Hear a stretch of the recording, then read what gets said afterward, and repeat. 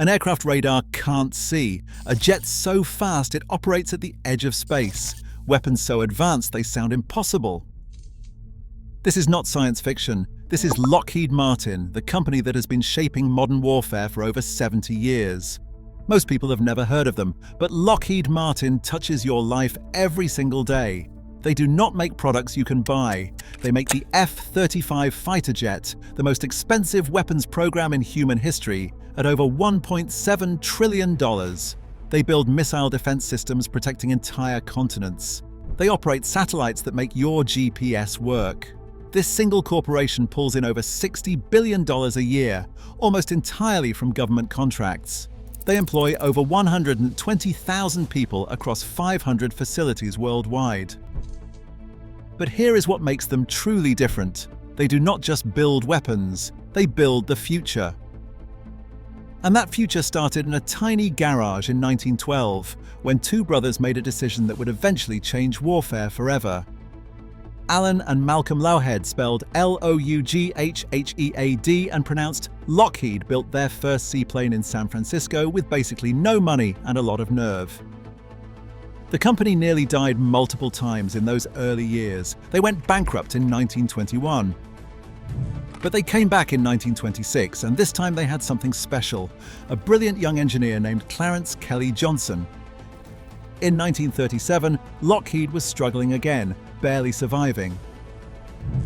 Then came the Electra, a sleek passenger plane that caught everyone's attention, including a young pilot named Amelia Earhart.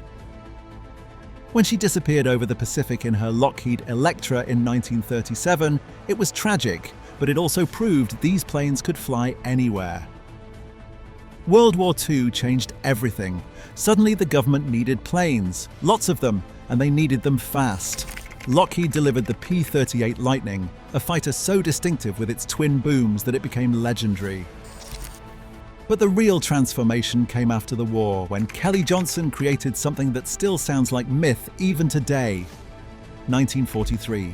Kelly Johnson gets pulled into a secretive project. The military wants a jet fighter, and they want it in 143 days. Impossible, right? Johnson puts together a small team of engineers and sets them up in a circus tent next to a plastics factory that reeked so badly they called it the Skunk Works. The name stuck. They delivered the P-80 Shooting Star in 143 days exactly. This was not just meeting a deadline. This was the birth of a completely new way of developing technology. Small teams, minimal bureaucracy, maximum innovation, total secrecy. The Skunk Works became legendary. In the 1950s, they created the U-2 spy plane, flying at 70,000 feet, higher than any Soviet missile could reach. It photographed the entire USSR from above. Then in the 1960s came the SR-71 Blackbird, and this is where things get absolutely insane. This aircraft still holds records set in the 1970s. It flew at Mach 3.2 over 2,000 miles per hour. Its titanium skin would heat up to over 600 degrees during flight. If a missile locked onto it, the pilot's solution was simple: accelerate and outrun it. Every single time it worked. The Blackbird flew surveillance missions for decades and was never shot down. But here's the thing that really matters. While Lockheed was building these incredible aircraft, they were also becoming completely intertwined with the American government. They were getting contracts worth billions. They were being trusted with the nation's most sensitive secrets. And in 1995, something happened that would make them unstoppable. Lockheed merged with Martin Marietta, creating Lockheed Martin overnight. Suddenly, this was not just an aerospace company. This was a defense empire. Martin Marietta brought missile systems, space technology, and electronics. Combined, they became the largest defense contractor in the world. But they still had competition. Northrop Grumman, Boeing, Raytheon, these companies were all fighting for the same contracts. Then in the late 1990s, Lockheed Martin won a contract that would define the next 50 years of military aviation, the Joint Strike Fighter, which became the F-35. This program was designed to replace almost every fighter jet in the US military and to be sold to dozens of allied nations. It has been plagued by delays, cost overruns, and technical problems. Critics call it a disaster. But here is what they miss. It is also a masterpiece of strategic engineering. Every F-35 that another country buys makes that country dependent on American technology, American parts, and American support. It is not just a plane, it is a geopolitical weapon. And Lockheed Martin is not stopping there. They are building hypersonic missiles that travel at Mach 5+, too fast for any current defense system. They are developing directed energy weapons, laser systems that can shoot down drones and missiles. They are working on the next generation air dominance fighter, which will make the F-35 look primitive. They run operations for the Department of Energy's nuclear weapons facilities, and they build spacecraft. The Orion capsule that is supposed to take humans back to the Moon and eventually to Mars, that is Lockheed Martin.